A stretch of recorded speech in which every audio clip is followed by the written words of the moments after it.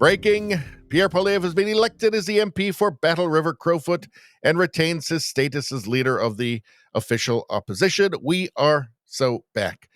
So this is the comeback. And let's take a look here. So from Jasmine Lane, look at all those O's. While it's technically legal, I'm still shocked Elections Canada allows for our democratic rights to be made a mockery of like this. Yes, this is basically a very tired prank now, liberal leftist prank, where there's just like one guy who just keeps signing up like hundreds of people. They did this in the federal election with Pierre Poilievre in Carleton, where they just signed up like hundreds of people with no hope of even getting a vote, but just to make the ballot really long. It was like 4 feet long. It's just to mess with the process. It's really just a stupid kind of malevolent prank. It was amusing how much the media got involved. The media in Canada, the national media, the CTV, Global, CBC, Toronto Star, hate conservatives. They hate Pierre Poilievre. We saw a lot of stuff like this. Pierre Poilievre's safe seat isn't so safe after all. Well, they got 80% of the vote. So pretty safe. The goal was to try and bring down Pierre Poilievre's vote so that everybody knew he was going to win. There was no question he was going to win this riding. Very safe conservative riding. So everybody knew he was going to win, but to try and embarrass him a little bit by bringing down the total considerably down from the 82% from the last election. And it ended up 80%. So, yeah, not really any difference.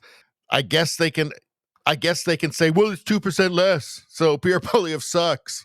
But yeah, I mean, it's a by-election. It doesn't make any difference. It's a very, very strong showing and a big vote of confidence for Pierre Poilievre. The media will be very, very disappointed about this. Pierre Poilievre's safe seat isn't so safe after all. July 17th, 2025. Yes, it was. It was the entire time. You're just lying again.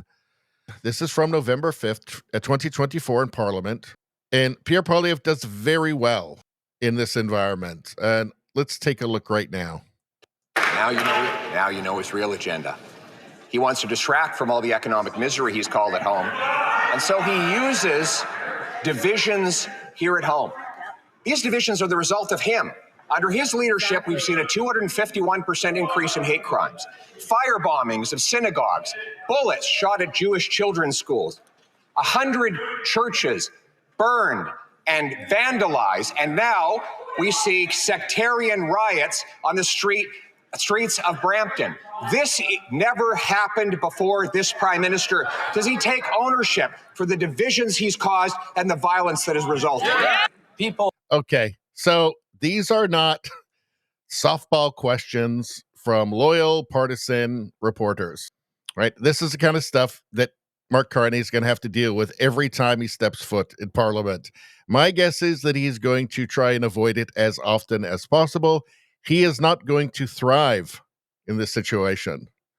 He is not going to thrive. He doesn't like it. He doesn't like being challenged. He doesn't think on his feet particularly quickly.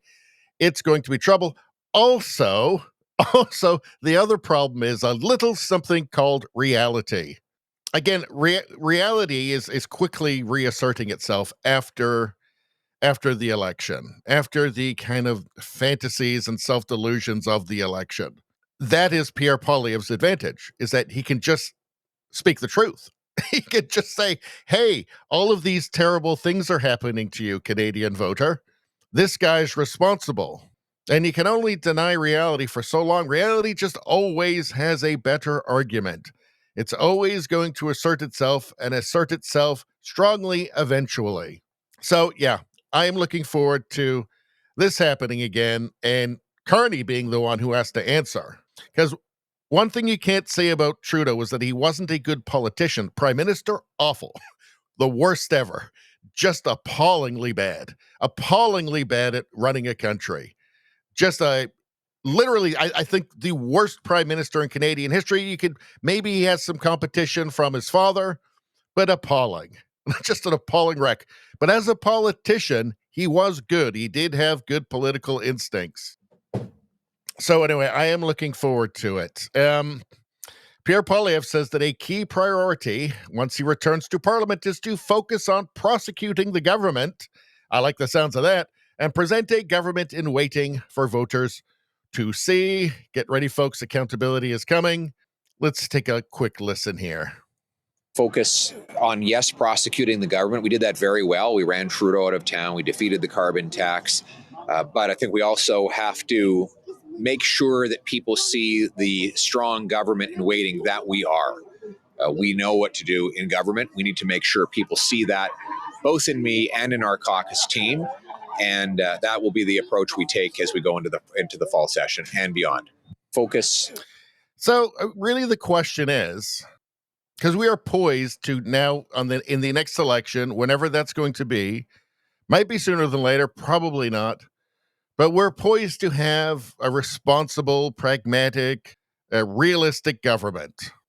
And the question is will Canadians, and really I'm saying Eastern Canada, will they accept that? Will they ever see will they ever come across that line where fashion isn't a consideration anymore, where political fashion isn't a consideration anymore, and you just got to get real? That's the question. We're going to find out. Is Canada just California now? Is it just San Francisco? Is it New York City?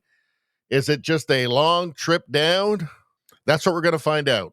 Because if Canada wants to have a comeback, it's going to have to prove it in the next election. And I'm not black-pilled on it, but I'm also not convinced. Anyway, that's all I'm going to say about that. Please like, share, and subscribe. Subscribing really helps me out. I thank you for that. I will see you next time.